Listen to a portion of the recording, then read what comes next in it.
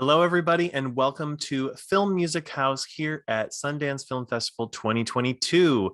I am excited to be speaking with composer DeAndre James Allen-Toole. He is the film composer of God's Country, currently screening at the Sundance Film Festival.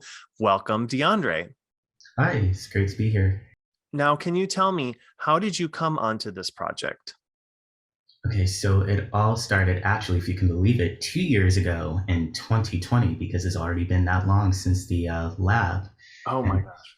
and so, of course, this is in the midst of the pandemic. So the Sundance Film Music and Sound Design Lab was remote that year. So I was paired with Julian ahead of starting the lab. And so that's when I first got a sense of what the project was. God's Country, of course, which is an adaptation of James Lee Burke's short story Winter Light. And so I have first read the screenplay, I want to say maybe a week or two before the lab start. And then, of course, Julian and I just started talking about like the overall themes that we were connecting to ahead of actually writing any music. And then at that point, there wasn't any music in the film. It was only 2/3 of the way through production. And of course, the pandemic was challenging in a way that, of course, it had to stop. So it was sort of in this holding pattern. And I had seen maybe the first 15, 20 minutes of the movie. And I was just like, okay, I'll just tackle the first 10 minutes, just sketching something. And like I said before, there were no ideas for score at this point. And I believe at that point in the process, there wasn't actually going to be a score to the movie at all.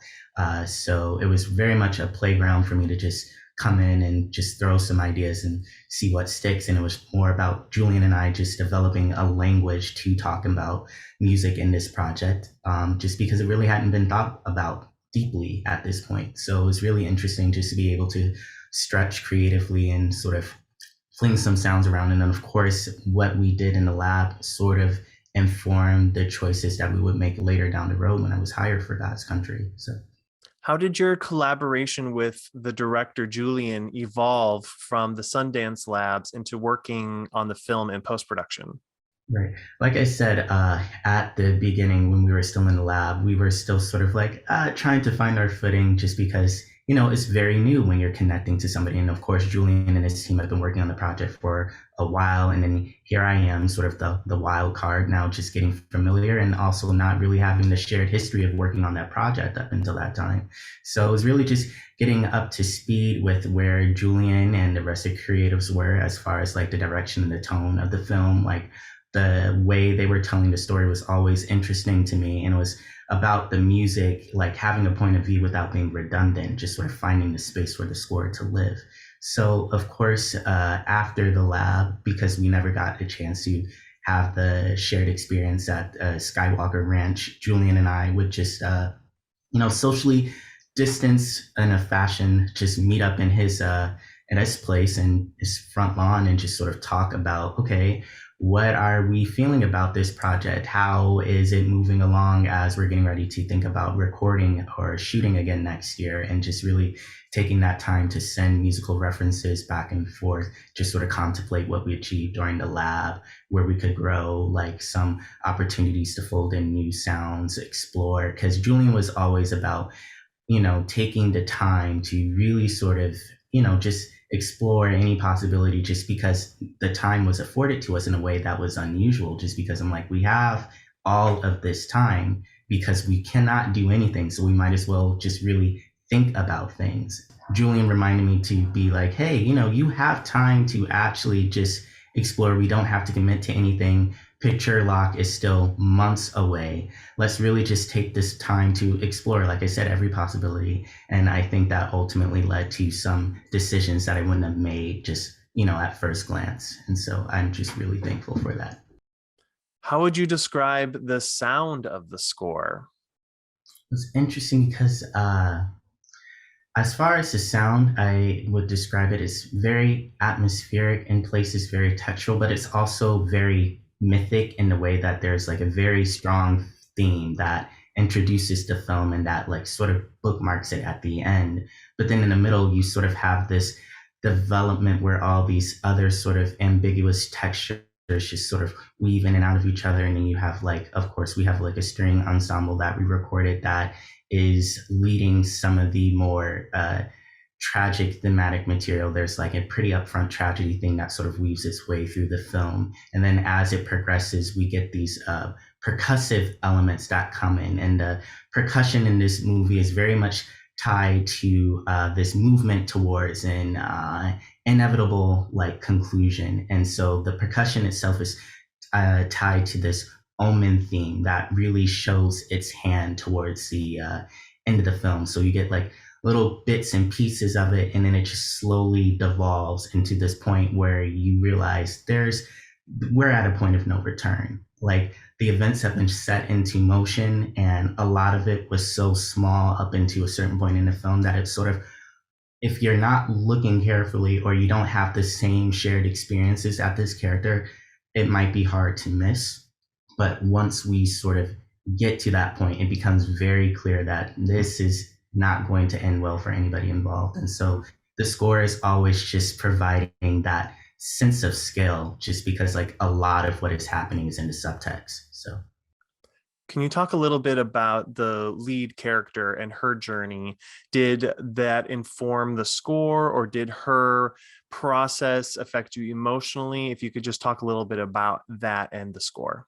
well, what's interesting about the main character, Cassandra Goodry, is that she is navigating this environment where she's constantly made to feel othered. And that sort of undercurrent of sexism and racism and all these other isms that are sort of sprinkled throughout the film are sort of not emphasized in the score, but it's more about emphasizing her mindset of how she's navigating these things. And so the score in a lot of places is very, I like to say that it feels very isolated, very lonely. The main theme is very understated, and it's not so much about her anger, it's just about her processing her disappointment and her sadness and her frustration, because a lot of the things that she's dealing with in this film are so cyclical. They've been going on for some time, like throughout like the history of this country, and then of course the history of the film, which of course picks up with her backstory. Of course, she's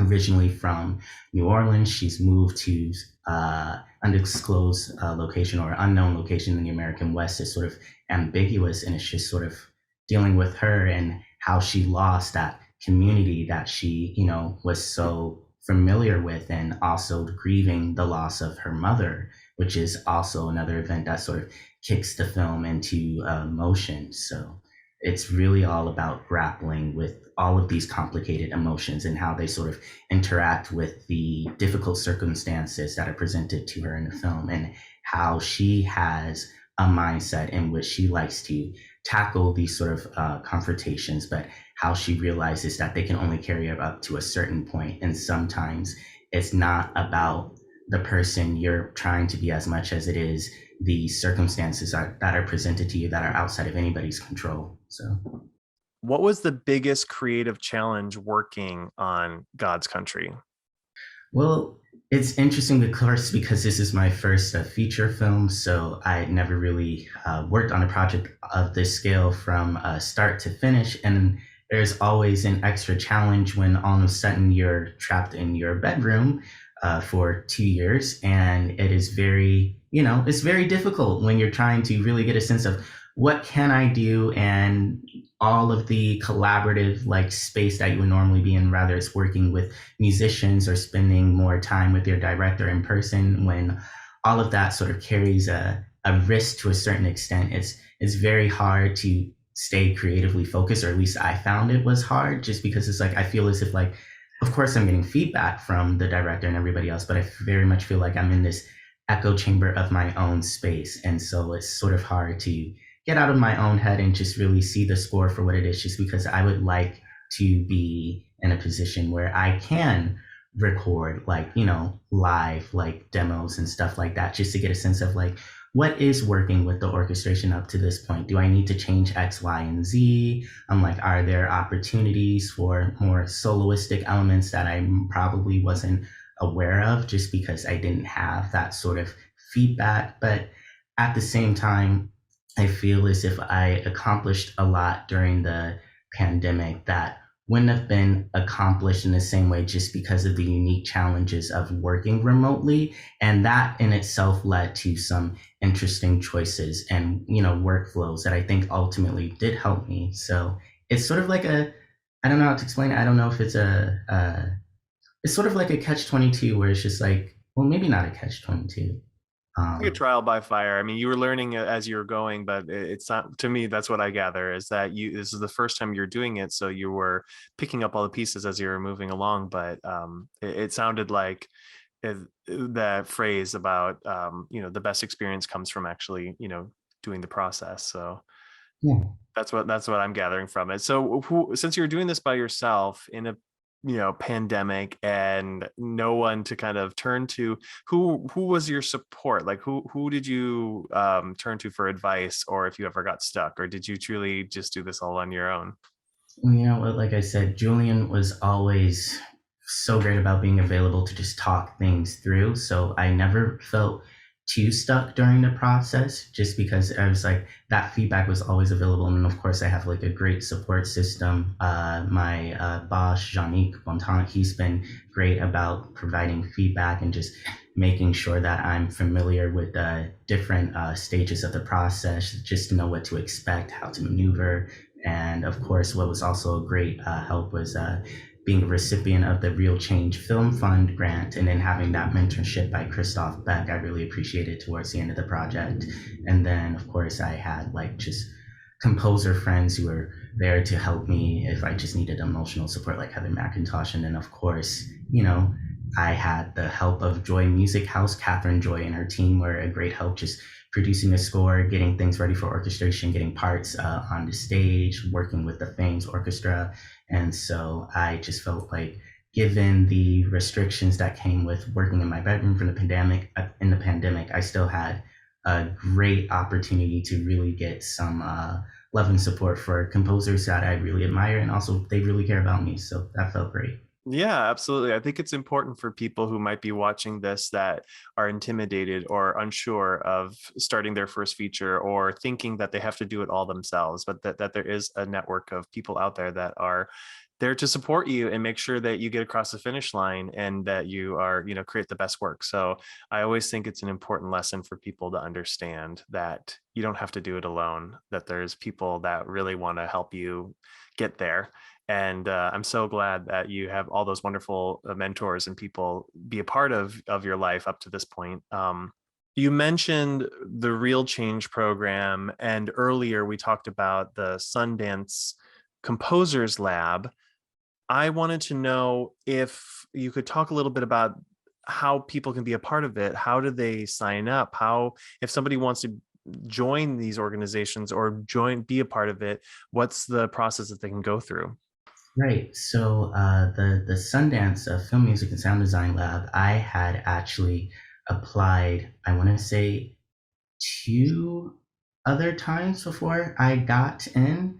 And so, of course, when it comes to the lab, it's just about staying persistent because there's so many people applying every year and the competition is stiff. And there's so many reasons why you may get selected one year versus other years that you've applied. It's not that there's anything wrong with your art. Sometimes it's just a matter of timing. So I just think it's just keeping the pressure on yourself to just go after what you want. And for me, the Sundance Film Music and Sound Design Lab was always just an opportunity to meet more creatives and get dialed in further into the world of film and just actually getting to study with some incredible musicians, other composers, and of course, taking the mentorship of the composers who come and talk to us, as well as other creatives who are, panelists and stuff at the lab that we would listen to.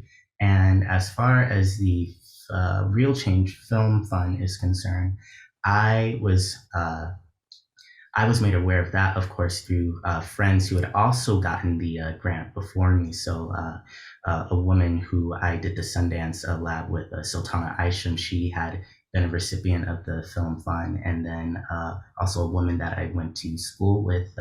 Emer Kinsella, she also was a recipient. So I was like, hey, what is this thing that you guys are getting? And how can I get in on this? What is the application process like? And that's when I started looking at it seriously because, of course, when you're presented with indie project that has an indie budget is like, of course, you want to make the best score that you can make, but there are also certain concessions that you're constantly considering because it's just like, all right, I know I want to make the best art possible, but I'm also trying to live. And also, the pandemic is very challenging. I would like to have a nest egg somewhere, but that's why I was so grateful when I got this fund that the money provided really allowed me to not have to worry about, sacrificing, art for living, and I could just do both. And yeah, and I just say like the application process is very simple. There's a written component as well as a video component, and so Julian and I had a lot of fun just stitching something together. And yeah, I just think that if you are a young composer, and especially a composer of ethnic background or underrepresented background in the arts, there are definitely resources available to utilize in order for you to have that support that a lot of us are missing or don't have as easy access to. So if people want to connect with you, maybe on social media, what's a way that people can reach you? Are you on Twitter or anywhere like that? I am on Twitter. I'm not active on Twitter, but I'm trying to get better at social media. I am not very much a social media person outside of Facebook, but I recently started dabbling with Instagram again. So you can follow me at DeAndre underscore AT. That's DeAndre underscore AT. If you want to just keep up with what's going on. And of course, I'm working on getting my website together. It's DeAndre, DeAndre.at, where you can follow me. You can see reels and stuff that I put together on Reelcrafter as I'm continuing to sort of develop my online presence. So that is a goal for 2022. Wonderful. Awesome. Well, thank you so much for taking the time to speak with me here at Film Music House. And congratulations again on the film God's Country at Sundance. Thank you.